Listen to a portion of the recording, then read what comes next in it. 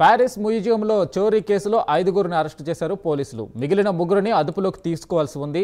చోరీకి సూత్రధారులుగా ఈ 8 మందిని పోలీసులు అనుమానిస్తున్నారు. దొంగలను పట్టుకునేందుకు 100 మందితో కూడిన అంతర్జాతీయ దర్యాప్తు బృందం గాలింపు చర్యలను చేపట్టింది.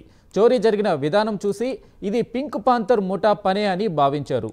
మ్యూజియంలో మాయమైన నగల విలువ దాదాపు 895 కోట్లు.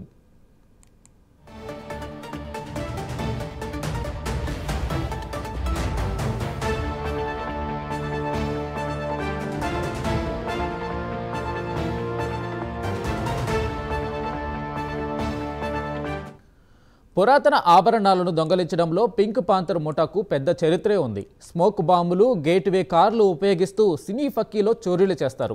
అందుకే 1963లో వచ్చిన ది పింక్ పాంథర్ అనే సినిమా ఆధారంగా ఇంటర్పోల్ ఈ గ్యాంగ్కు ఆ పేరు పెట్టింది.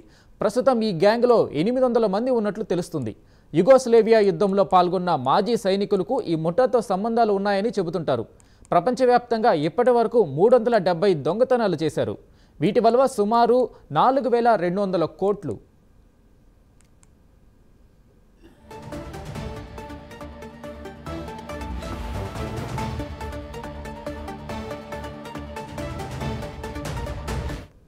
అక్టోబర్ 19న ప్యారిస్లోని లూవ్ర్ మ్యూజియంలో జరిగిన చోరీ ప్రపంచవ్యాప్తంగా సంచలనం రేపింది.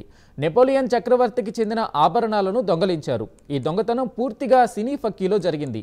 మ్యూజియంలో ఓవైపు నిర్మాణం జరుగుతుండగా కన్స్ట్రక్షన్ కార్మికుల వేషాలు వేసుకున్న దుండగులు ఓ భారీ క్రేన్ను ఉపయోగించి మ్యూజియంలోకి చొరబడ్డారు.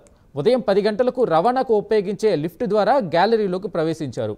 నెపోలియన్ చక్రవర్తికి చెందిన వస్తువులను, ఆభరణాలు ఉన్న గ్యాలరీ అద్దాలను పగలగొట్టి అందులోని 9 వస్తువులను దొంగలించారు.